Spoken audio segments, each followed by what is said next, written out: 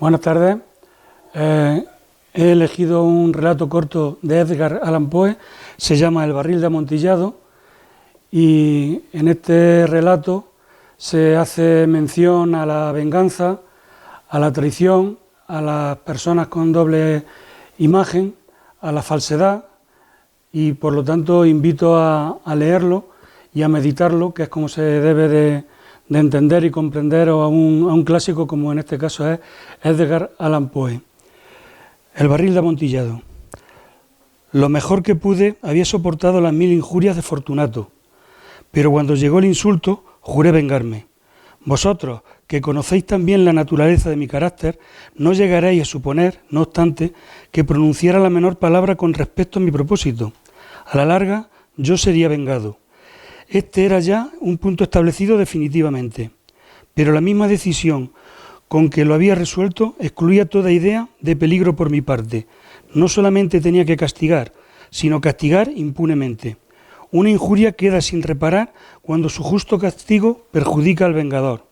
Igualmente quedan sin reparación cuando ésta deja de dar a entender a quien le ha agraviado que es él quien se venga. Es preciso entender bien que ni de palabra ni de obra di a Fortunato motivo que sospechara de mi buena voluntad hacia él. Continué, como de costumbre, sonriendo en su presencia, y él no podía advertir que mi sonrisa entonces tenía como origen en mí la de arrebatarle la vida. Aquel Fortunato tenía un punto débil, aunque en otros aspectos era un hombre digno de toda consideración, y aún de ser temido. Se enorgullecía siempre de ser un entendido en vinos. Pocos italianos tienen el verdadero talento de los catadores.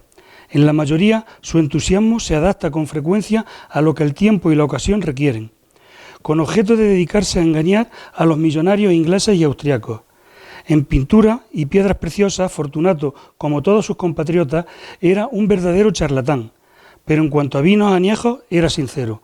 Con respecto a esto, yo no difería extraordinariamente de él. También yo era muy experto en lo que se refiere a vinos italianos, y siempre que se me presentaba ocasión, compraba con gran cantidad de estos.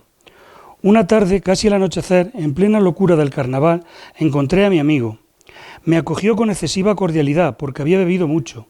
El buen hombre estaba disfrazado de payaso, llevaba un traje muy ceñido, un vestido con listas de colores, y coronaba su cabeza con un sombrerillo cónico adornado con cascabeles.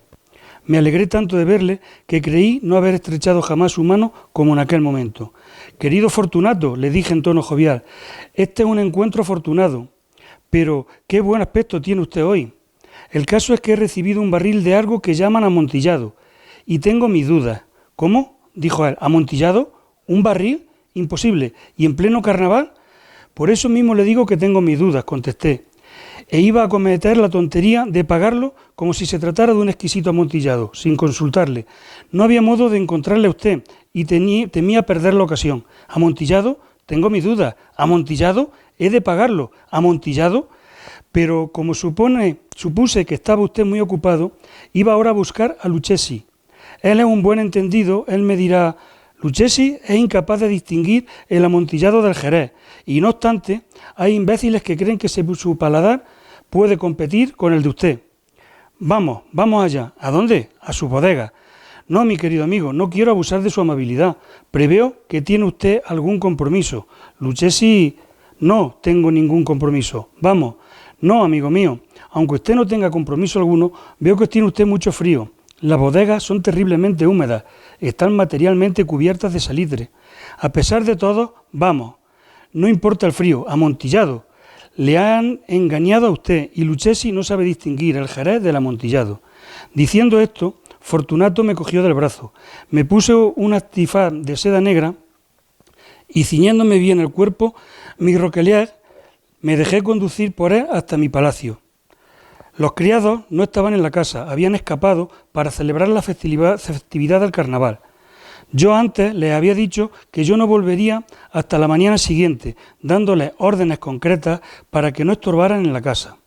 Esta orden era suficiente, de sobra lo sabía yo, para asegurarme la inmediata desaparición de ellos en cuanto volviera a las espaldas.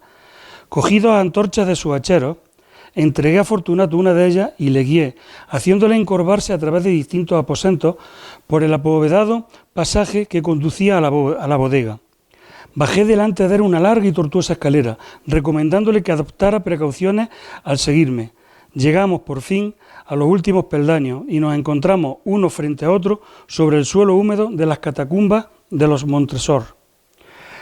Al andar de mi amigo era vacilante y los cascabeles de su gorro cónico resonaban a cada una de sus zancadas. ¿Y el barril?, preguntó. «Está más allá», contesté, «pero observe usted esos blancos festones que brillan en la pared de la cueva». Se volvió hacia mí y me miró con sus nubladas pupilas, que destilaban las lágrimas de la embriaguez. «¿Salitre?», me preguntó por fin. «Salitre», le contesté. «¿Hace mucho tiempo que tiene usted esa tos?» A mi pobre amigo le fue imposible contestar hasta pasados unos minutos. «No es nada», dijo por último. «Venga», le dije enérgicamente, «volvámonos. Su salud es preciosa, amigo mío. Es usted rico, respetado, admirado, querido. Es usted feliz, como yo lo he sido en otro tiempo. No debe usted malograrse. Por lo que a mí respecta es distinto. Volvámonos. Podría usted enfermarse y no quiero cargar con esa responsabilidad. Además, cerca de aquí vive Lechusi». «Basta», me dijo. «Esta tos carece de importancia. No me matará. No me moriré de tos». «Verdad, verdad», le contesté. «Realmente no era mi intención alarmarle, sin motivo, pero debe tomar precauciones. Un trago de este Medoc le defenderá de la humedad». Y diciendo esto, rompí el cuello de una botella que se hallaba en una larga fila de otras análogas, tumbadas en el húmedo suelo. «Beba», le dije, ofreciéndole el vino. Se llevó la botella a los labios, mirándome de soslayo. Hizo una pausa y me saludó con familiaridad. Los cascabeles sonaron. «Bebo», dijo, «a la salud de los enterrados que descansan en torno nuestro. Y yo por la larga vida de usted». De nuevo me cogió de mi brazo y continuamos nuestro camino. «Esas cuevas», me dijo, «son muy vastas». Los Montresor, le contesté, era una grande y numerosa familia.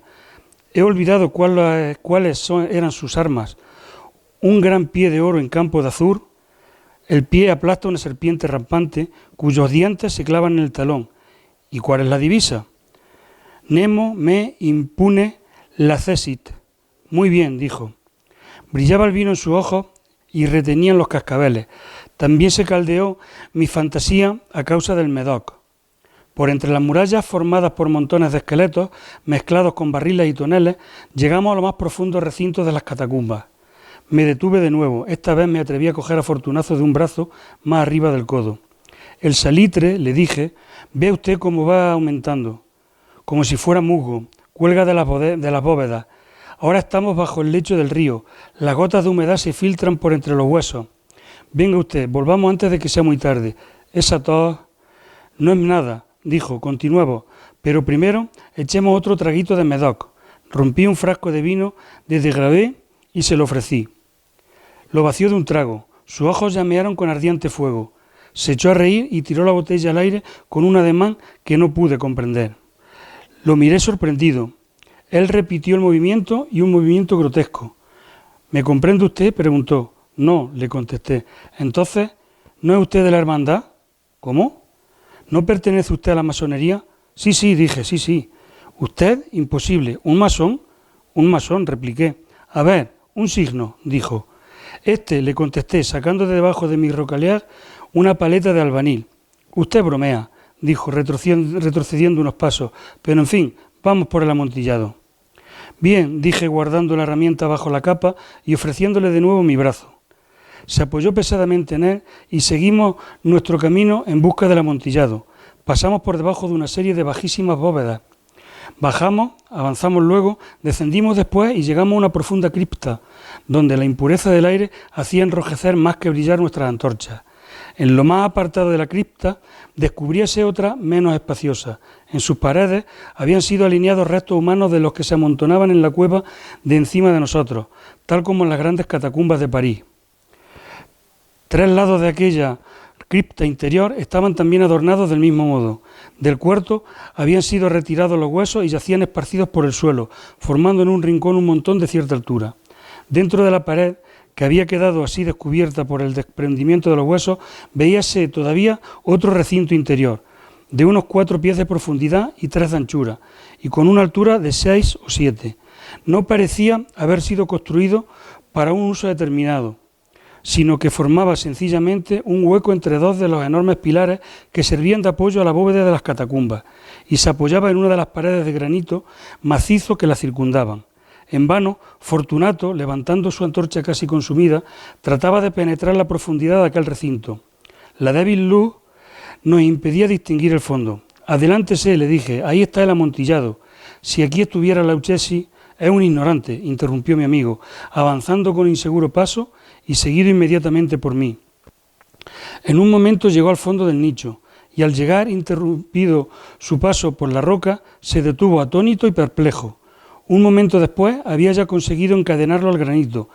Había en su superficie 2 argollas de hierro, separadas horizontalmente una de otra por unos pies. Rodear su cintura con los eslabones para sujetarlo fue cuestión de pocos segundos. Estaba demasiado aturdido para ofrecer resistencia. Saqué la llave y retrocedí saliendo del recinto. «Pase usted la mano por la pared», le dije, «y no podrá menos que sentir el salitre.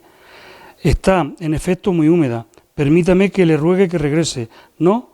Entonces no me queda más remedio que abandonarlo. Pero debo antes prestarle algunos cuidados que están en mi mano». «El amontillado», exclamó mi amigo, que no había salido aún de su asombro. «Cierto», repliqué, «el amontillado». Y diciendo estas palabras, me atareé en aquel momento un montón de huesos a que antes he aludido. Apartándolo a un lado, no tardé en dejar al descubierto cierta cantidad de piedra de construcción y mortero. Con estos materiales y la ayuda de mi paleta empecé activamente a tapar la entrada del nicho. Apenas había colocado el primer trozo de mi obra de albañilería cuando me di cuenta de que la embriaguez de Fortunato se había disipado en gran parte. El primer indicio que tuve de ello fue un gemido apagado que salió de la profundidad del recinto. No era ya el grito de un hombre embriagado. Se produjo luego un largo y obstinado silencio. Encima de la primera hilera coloqué la segunda, la tercera y la cuarta, y oí entonces las furiosas sacudidas de la cadena. El ruido se prolongó unos minutos, durante los cuales, para deleitarme con él, interrumpí mi tarea y me senté en cuclillas sobre los huesos. Cuando se apaciguó, por fin, aquel rechinamiento, cogí de nuevo la paleta y acabé sin interrupción la quinta, sexta y séptima hilada. La pared se hallaba entonces a la altura de mi pecho. De nuevo me detuve y, levantando la antorcha por encima de la obra que había ejecutado, dirigí la luz sobre la figura que se hallaba en el interior. Una serie de fuertes y agudos gritos salió de repente de la garganta del hombre encadenado, como si quisiera rechazarme con violencia hacia atrás. Durante un momento vacilé y me estremecí. Saqué mi espada y empecé a tirar estocadas por el interior del nicho. Pero un momento de reflexión bastó para tranquilizarme. Puse la mano sobre la maciza pared de piedra y respiré satisfecho. Volví a acercarme a la pared y contesté entonces a los gritos de quien clamaba. Los repetí, los acompañé y los vencí en extensión y fuerza. Así lo hice y el que gritaba acabó por callarse. Ya era medianoche y llegaba a su término mi trabajo. Había dado fin a la octava, novena y décima hilada. Había terminado casi la totalidad de la oncena y quedaba tan solo una piedra por colocar y revocar. Tenía que luchar con su peso. Solo parcialmente se colocaba en la posición necesaria, pero entonces salió del nicho una risa ahogada, que me puso los pelos de punta.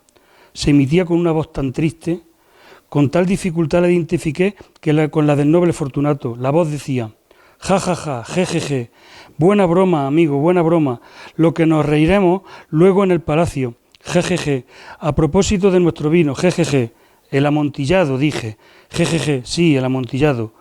Pero ¿no se nos hace tarde? ¿No estarán esperándonos en el palacio Lady Fortunato y los demás? Vámonos». «Sí», dije, «vámonos ya». «Por el amor de Dios, Montresor». «Sí», dije, «por el amor de Dios». En vano me esforcé en obtener respuesta de aquellas palabras. Me impacienté y llamé en alta voz: «¡Fortunato!». No hubo respuesta y volví a llamar: «¡Fortunato!». Tampoco me contestaron.